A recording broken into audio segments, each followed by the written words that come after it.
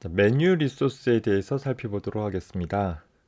안드로이드 시스템에서는 현재 어플리케이션의 메뉴도 하나의 리소스로 따로 관리를 해주기는 합니다.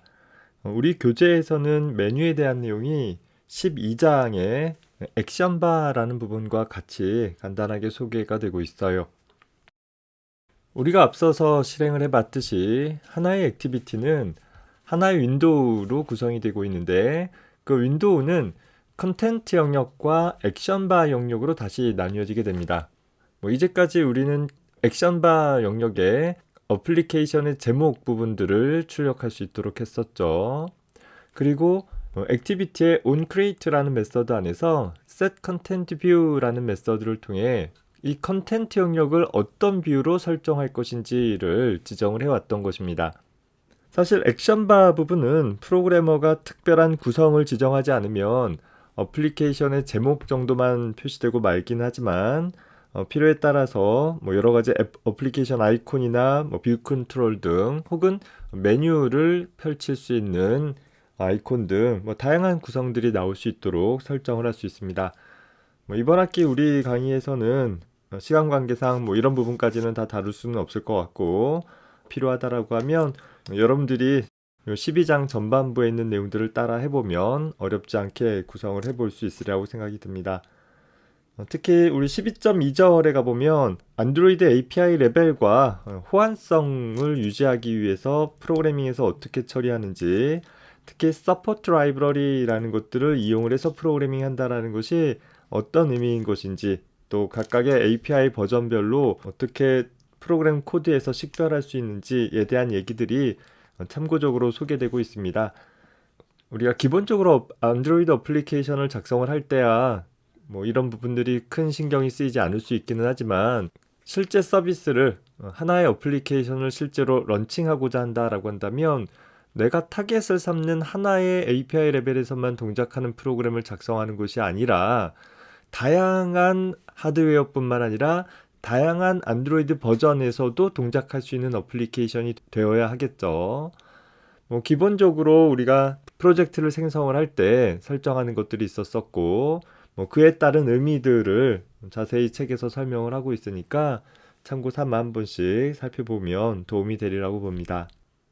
이번 학기 강의가 교재의 순서대로 나가지 않아서 다소 당황스럽거나 이 교재는 왜 준비했나 라는 그런 좀 의구심을 듣는 친구들이 있을 것 같아요. 안드로이드 시스템에 대한 기본적인 동작은 강의 영상을 통해서 여러분들이 쭉 쫓아가면 개념적인 내용이나 또 실습적인 내용들을 보충을 해나갈 수는 있을 텐데, 문제는 우리가 이번 한 학기 동안 다룬 내용으로 안드로이드의 모든 것을 다 익힐 수는 없단 말이에요. 그렇다라고 해서 한 학기 강의니까 뭔가 겉핥기식으로 대충대충 이렇게 하면 이런 결과 나온다라는 식으로 의미도 모르고 그냥 코드 짜집기 형태로만 강의를 진행해 나가서는 궁극적으로 여러분들에게 도움이 될 것 같지 않다 판단이 되어져서, 기본적인 내용들은 강의 영상을 통해서 익혀나가면 될 것이고, 그 내용들을 기반으로 해서 좀 더 세부적인 내용이나 좀 더 응용적인 내용들은 여러분들이 교재를 통해서 꼭 이번 학기 내가 아니더라 하더라도 학기를 마친 다음에라도 여러분들이 틈틈이 한번 살펴보고 익혀나갈 수 있었으면 하는 바람이 있습니다. 자, 그래서 단지 학기 강의를 위한 교재라기보다는 오히려 학기 강의를 끝마치고 나서도 여러분들이 참조해 볼 수 있을 만한 그런 내용들을 담고 있는 교재를 선택을 해봤습니다. 참고해 가면서 공부하고, 하여튼 당분간은 안드로이드 프로그래밍이라는 것은 우리들에게 뭔가 핫 이슈가 되어지는 부분들이니까 그냥 학기 강의로서 이번 학기만 고민하고 끝마쳐 버리는 것이 아니라 두고두고 잘 활용을 해 나갈 수 있었으면 좋겠습니다. 자, 12.3절에서 소개하고 있는 메뉴라는 부분들 본격적으로 좀 보도록 할게요. 현재 메뉴라는 것은 크게 보면, 현재 안드로이드 프로그램에서의 메뉴라는 것은 크게 보면 세 가지 종류로 나뉘어집니다. 옵션 메뉴라는 것과 컨텍스트 메뉴, 그리고 서브 메뉴로 구성이 되어 있습니다. 아까 살펴봤던 액션바 부분에 메뉴 버튼을 눌렀을 때 동작하는 메뉴가 옵션 메뉴이고, 반면에 화면의 특정 부분들을 일정 시간 누르고 있으면, 보통 데스크탑에서 마우스 오른쪽 버튼을 화면 특정 영역에서 눌렀을 때 나타나는 팝업 메뉴 같은 것들을 컨텍스트 메뉴라고 그래요. 현재 그 순간에 적합한 메뉴 항목들을 화면에 표시를 해주는 것이죠. 자, 그리고 나서 세 번째 서브 메뉴 같은 경우는 옵션 메뉴가 됐던 컨텍스트 메뉴가 됐던 현재 최초로 팝업되어진 메뉴에서 한 단계 더 들어가서 어떤 부차적인 캐스케이딩 되어지는 메뉴들을 나타내고자 했을 때 사용되어지는 것이 서브 메뉴, 이렇게 세 종류로 구분이 되어집니다. 기본적으로 서브 메뉴를 구동하는 것들은 옵션 메뉴의 경우나 컨텍스트 메뉴 경우나 동일할 것이고, 다만 이제 옵션 메뉴를 어떻게 부착하는지, 컨텍스트 메뉴가 어떻게 부착되어지는지, 또 어떻게 이벤트 처리하는지에 대한 얘기들이 좀 달라지기 때문에 그 부분에 초점을 맞춰서 살펴보도록 할게요. 현재 안드로이드 시스템에서 옵션 메뉴는 메뉴 중에 가장 일반적인 메뉴이기는 하는데 사실 활용도 측면에서는 그렇게 많이 활용되어지지는 않습니다. 사실 메뉴 구성 자체가 안드로이드 API 초기 때부터 보면 좀 세련된 구성을 지니고 있지 못했어 가지고서 어떤 어플리케이션에 대한 설정이라든가 어떤 제한적인 용도로만 사용이 되어졌고, 많은 어플리케이션에서는 메뉴 역할을 할 수 있는 프로그램 내부에 별도의 항목, 버튼 같은 것들을 두어 가지고서 처리하고 있기는 하죠. 어찌됐든 간에 이런 옵션 메뉴를 구성을 하기 위해서는 현재 액티비티 상에다가 메뉴 버튼이 눌렸을 때 자동으로 호출되어지는 콜백 메서드를 정해주면 된다라는 거예요. 사실상 메뉴를 부착하는 것 자체는 굉장히 간단해요. 앞서 나와 있는 onCreateOptions 메뉴라는 메서드를 현재 액티비티 안에 재정해 놓으면 이미 액티비티가 가지고 있는 메서드인데 그 메서드를 재정해 놓고 그 안에서 내가 메뉴를 어떻게 구성할 것인지를 지정을 해주면 된다라는 것이죠. 특히 이 onCreateOptions 메뉴 같은 경우는 현재 어플리케이션이 수행되고 나서 최초로 메뉴 버튼이 눌렸을 때 한 번 호출되어져서 말 그대로 옵션 메뉴를 구성하는 일을 담당을 해주게 되어져요. 그래서 메뉴들이 이후에 어떻게 표현되어질 것인지를 만들어 등록을 해주게 되는 것이고, 그 이후에는 현재 이 onCreateOptions 메뉴라는 메서드 안에서 정의되어진 대로 계속 메뉴가 나타나도록 처리가 되어지는 것입니다. 자, 반면에 여기 기술하진 않았지만 onPrepareOptions 메뉴라는 콜백 메서드도 있어요. 그 콜백 메서드 같은 경우에는 메뉴가 화면이 보일 때마다 반복 호출되어질 수 있는 그런 메서드이기도 합니다.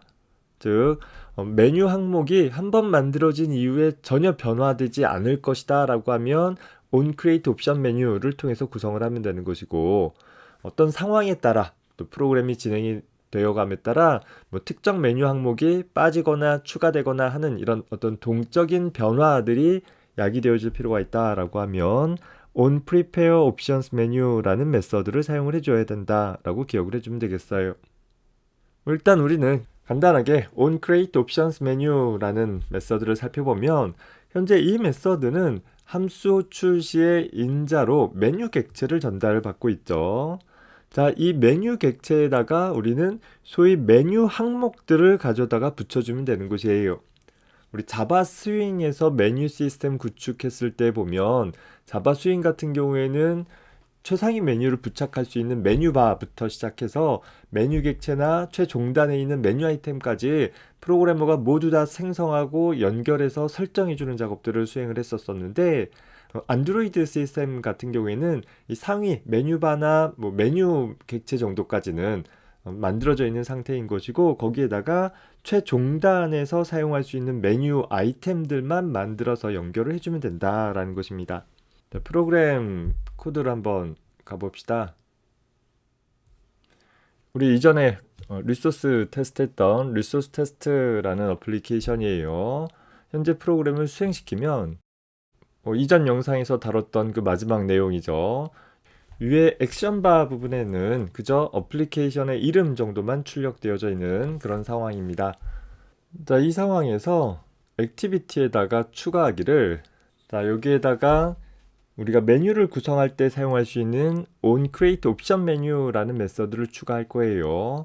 자, 추가하려면 일일이 코드를 직접 작성해도 되기는 하는데 우리가 기억하기 어렵잖아요. 그러면 오른쪽 버튼 눌러가지고서 뭐 이렇게 현재 순간에 자동으로 팝업 되어져서 만들어지는 메뉴를 컨텍스트 메뉴라고 부른다라는 것이죠.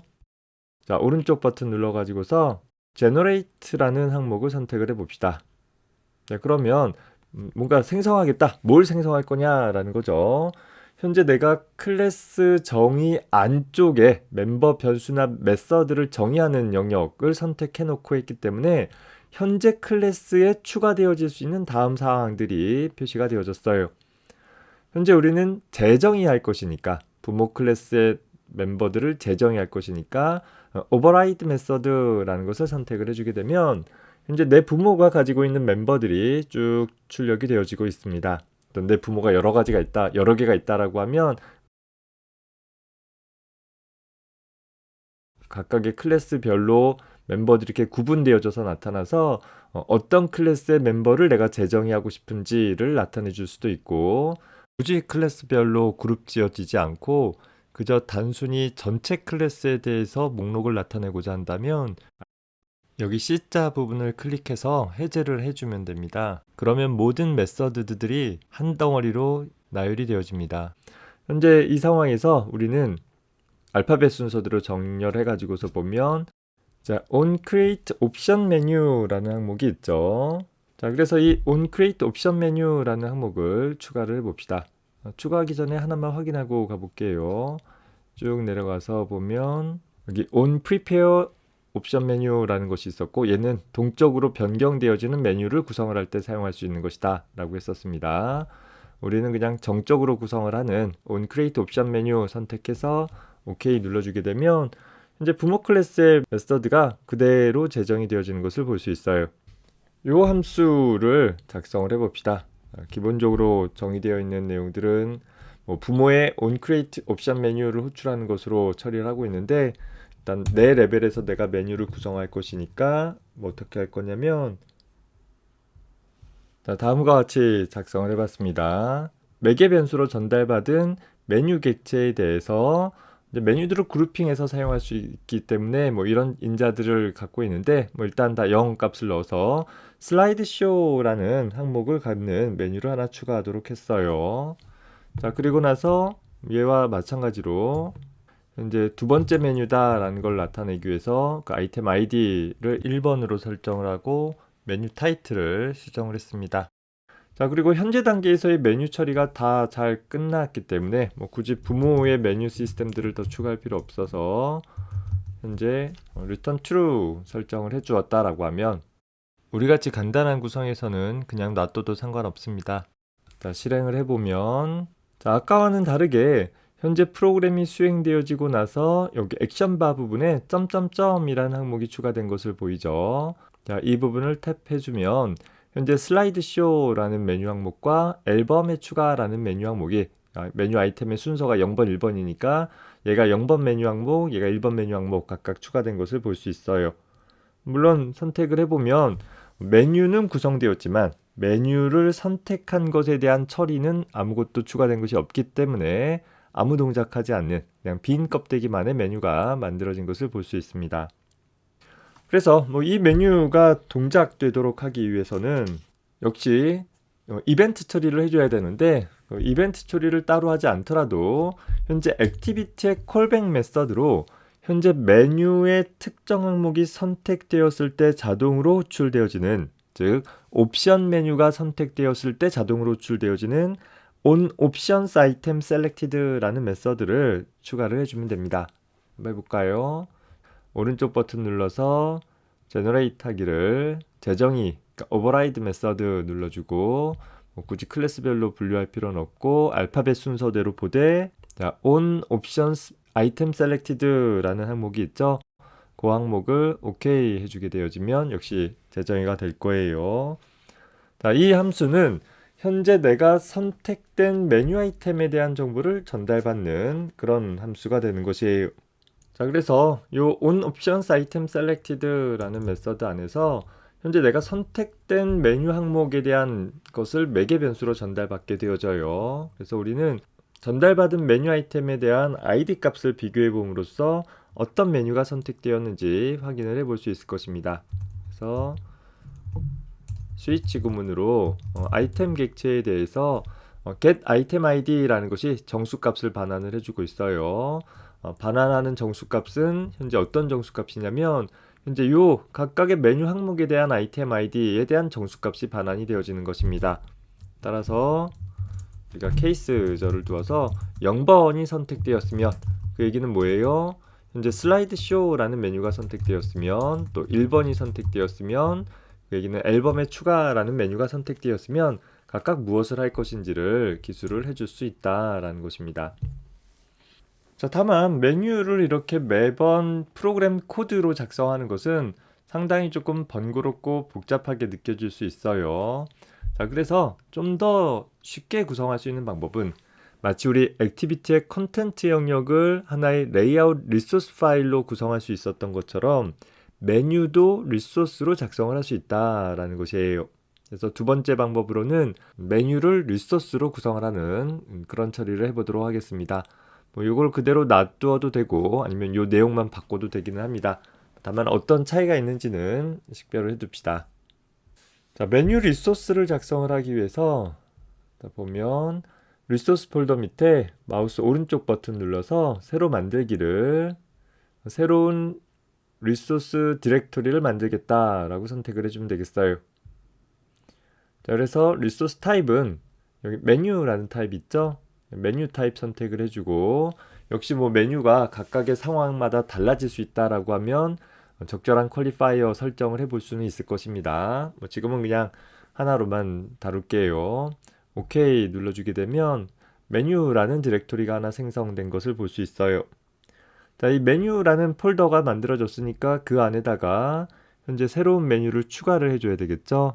그래서 추가하기를 new 새로운 메뉴 리소스 파일 만들겠다 선택을 해주고 뭐 파일 이름은 예를 들어서 옵션 메뉴.xml 형태로 이름을 부여해 봅시다.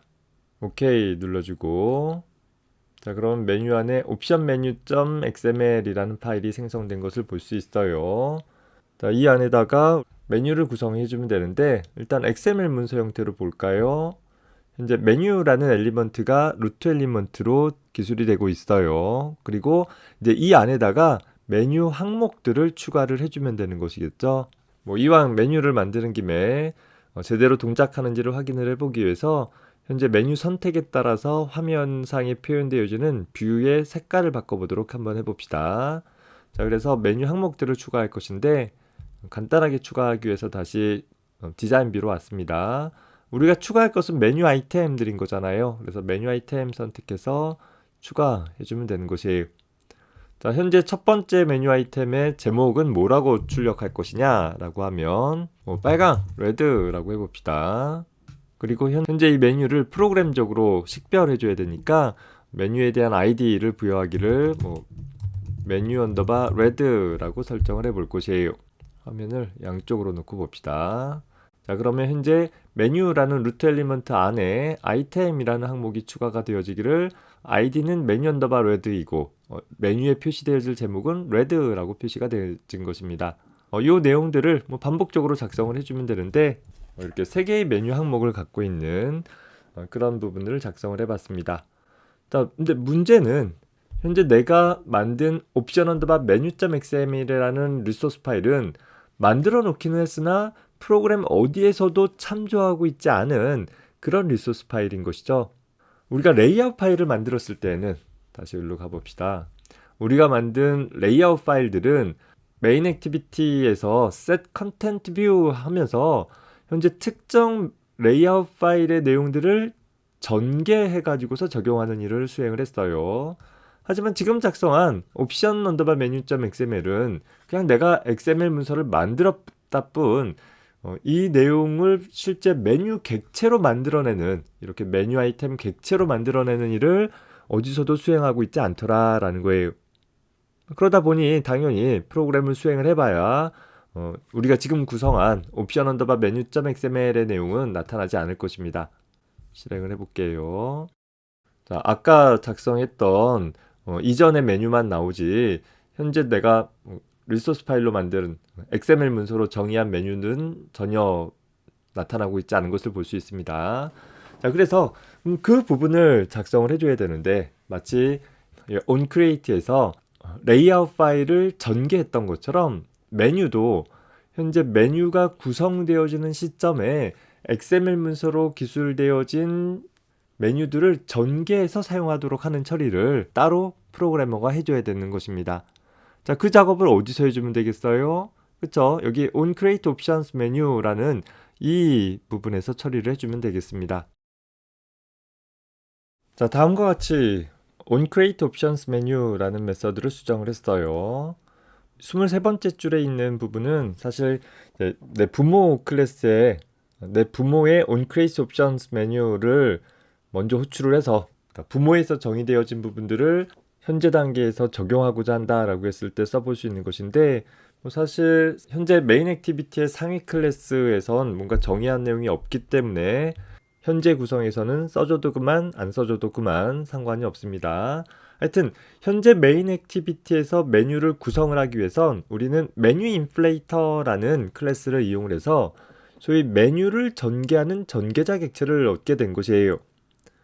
액티비티의 메서드로 getMenuInflator라는 메서드를 통해서 액티비티에 추가되어질 메뉴를 전개하는 객체를 얻어오고 그 얻은 전개자 객체에 대해서 전개하는 메서드 inflate라는 메서드를 통해 현재 r.menu.optionMenu라는 우리 메뉴 리소스로 만들었던 이 XML 문서의 내용을 수동으로 전개하고 그 전개된 내용을 현재 이 메뉴라는 매개 변수로 전달받은 메뉴에다가 설정해주는 일을 하도록 구성을 해본 것입니다.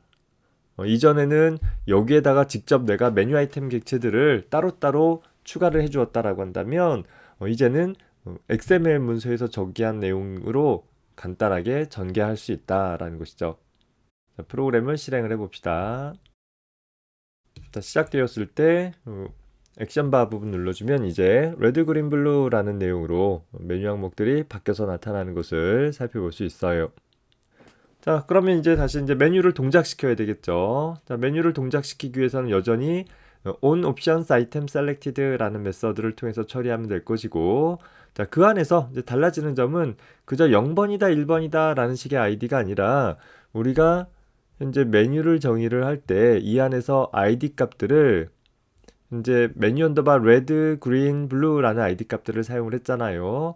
그래서 그 아이디 값들을 활용을 해가지고서 프로그램을 작성을 해주면 되는 것입니다. 현재 on options item selected라는 메서드는 다음과 같이 수정했습니다. 그래서 보면 매개 변수로 받은 아이템 객체에 대해 getItem ID, 그러니까 ID 값을 조회해 봤을 때 현재 선택된 메뉴 항목이 어떤 아이디냐라는 것을 비교해 본 것이죠. 자, 이 아이디는 메뉴 리소스에서 지정한 아이디들이에요. 뭐 빨강이 선택됐으면 빨강, 초록이 선택되면 초록, 파랑이 선택되면 파랑이라는 색상 객체를 만들어냈고 그 색상 객체에 대해서 현재 액티비티의 컨텐트 내용을 담고 있는 레이아웃 파일이에요. 그 레이아웃 파일에 이 리니어 레이아웃 여기에다가 아이디를 부여해 봅시다.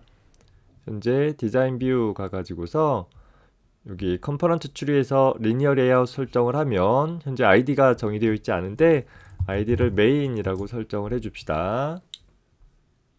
그러면 현재 보면 여기 메인이라는 아이디를 가지고 있죠.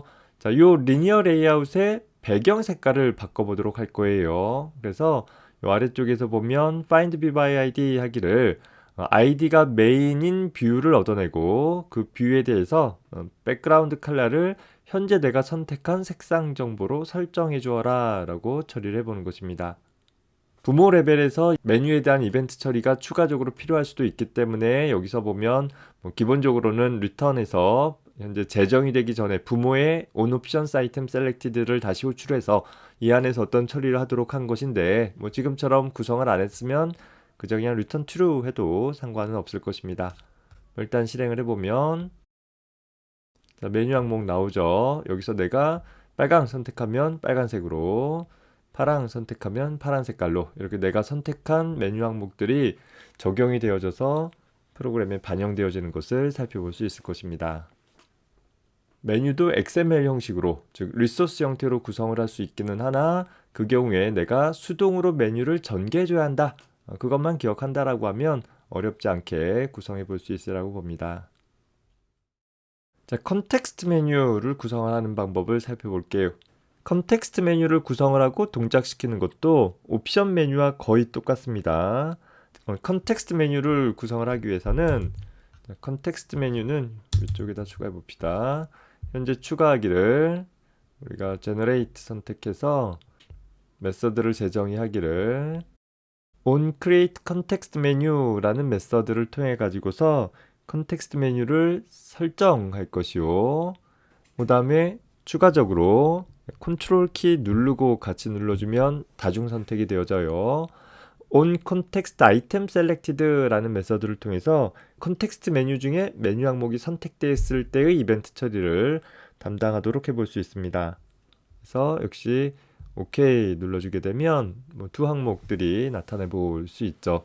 이 두 항목 내에서 역시 메뉴를 프로그램적으로 구성을 하거나 혹은 별도의 리소스 파일로부터 전개해서 메뉴를 표시하도록 하고 그 중에 선택되어진 메뉴에 대해서 이벤트를 처리할 수 있도록 해준다 라고 한다면 동일하게 처리가 될 것입니다. 예를 들어서 현재 구성을 그대로 복사해서 써볼게요. 사실 이렇게 컨텍스트 메뉴를 중복해서 구성할 필요는 없기는 하겠지만, 자, 프로그램을 실행을 하면, 자, 현재 보면 옵션 메뉴를 통해서 레드, 그린, 블루 나오죠. 자, 바탕을 꼭 눌러주면 그런데 컨텍스트 메뉴가 나타나지 않아요. 자, 주의할 것은 컨텍스트 메뉴를 설정을 했다라고 하면 그냥 메뉴만 정의해 놓으면 되는 것이 아니라 그 컨텍스트 메뉴를 등록을 해주는 일이 필요합니다. 추가적으로. 그래서 등록을 하기 위해서는 register for context menu라는 메서드가 있죠. 그래서 이 register for context menu라는 메서드를 통해서 어떤 뷰의 컨텍스트 메뉴를 부착하도록 할 것인지를 따로 지정을 해줘야 됩니다. 그래서 우리는 리니어 레이아웃 객체에 가져와서 컨텍스트 메뉴를 현재 이 뷰에 대해서 등록하도록 하면, 실행을 하면 나타나고, 이제 리니어 레이아웃 부분을 꾹 눌러주게 되면 이렇게 컨텍스트 메뉴가 나타나는 것을 볼 수 있습니다.